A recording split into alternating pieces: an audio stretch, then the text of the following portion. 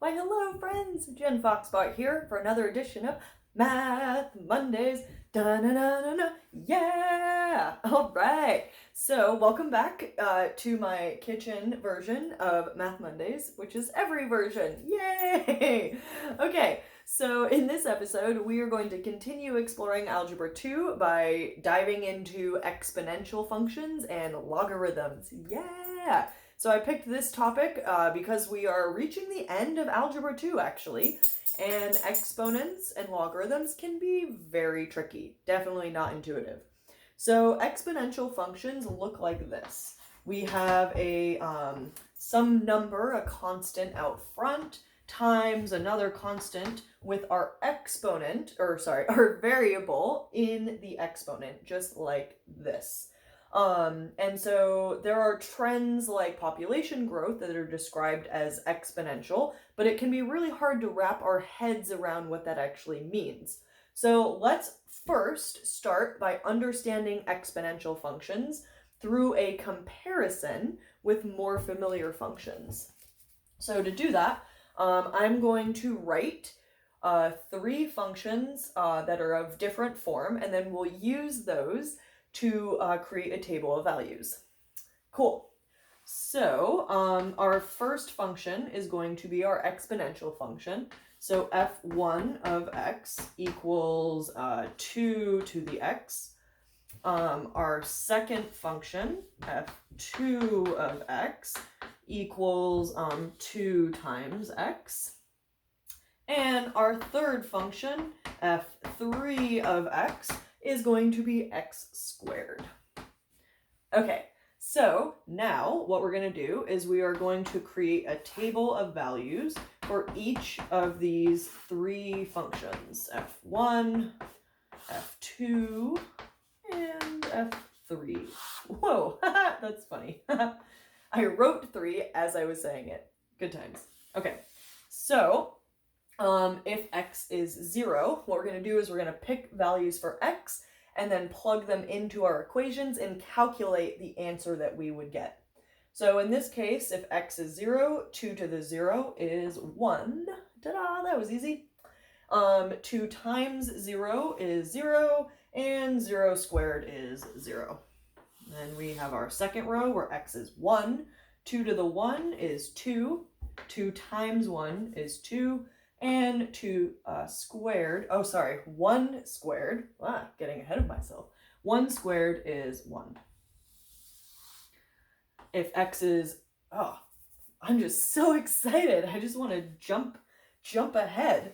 If x is 2, we'll get to 3 after 2. That's usually how it goes. If x is 2, 2 squared is 4. 2 times 2 is 4. And 2 squared again is 4. And you're like, these aren't very different. What is going on here? But that's the point. Just wait. So these will start out looking pretty similar, but we'll see how this exponential function, this one, changes. Okay, so I'll try and push through these pretty quick. So if x is 3, 2 to the third is going to be 8. 2 times 3 is 6. And 3 squared is 9. X is 4. 2 to the fourth is going to be 16 because you have 2 times 2 times 2 times 2. This is going to be 4. 4, 16. Show you my little trick for doing this pretty quick. So then our second function, 2 times 4, is going to be 8. And 4 squared is 16. And now here is where things finally start getting interesting and different. So 2 to the fifth is going to have another 2, so that's going to come down, multiply by 16 to give us 32. 2 times 5 is 10, and 5 squared is 25. Aha, so now this is where our exponential function is really starting to take off. And let's do one more. Dang, my handwriting is crooked sometimes. Okay. Let's see, 6. So 2 to the 6th, we're going to get 32 times 2, which is 64. 6 times 2 is 12. And last but not least, 6 squared is 36. Aha! So now when x is 6, I think this is the most interesting row because all of a sudden our exponential function is almost twice as large as our squared function. And so this shows you, I'll draw a very, very, very rough picture. So our exponential function is going to increase very quickly. Whoop, it's not going to come back on itself. So it'll go like this, where it's almost basically vertical. Our line is going to be pretty slow. And then our x squared is going to go more like this. So you can see that they start out pretty close together, but now as we start to get in that exponential rise, a slight increase in x, meaning as we go from 5 to 6, the answer, or our function, the result of our function, which is on the y-axis, that is going to start increasing super fast. So that's the difference between exponential functions and polynomial functions like this one right here.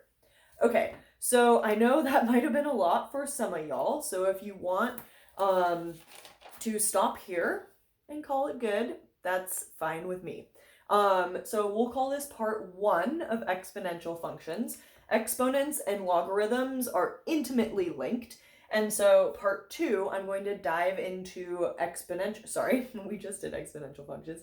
I'm going to dive into logarithms and logarithmic functions, and we'll work through some problems and then talk about the rules of logarithms. So if you've had enough, call it good. Maybe watch part 2 when your brain is ready. And if you want to keep learning more, check out part 2. Okay, see you in a second.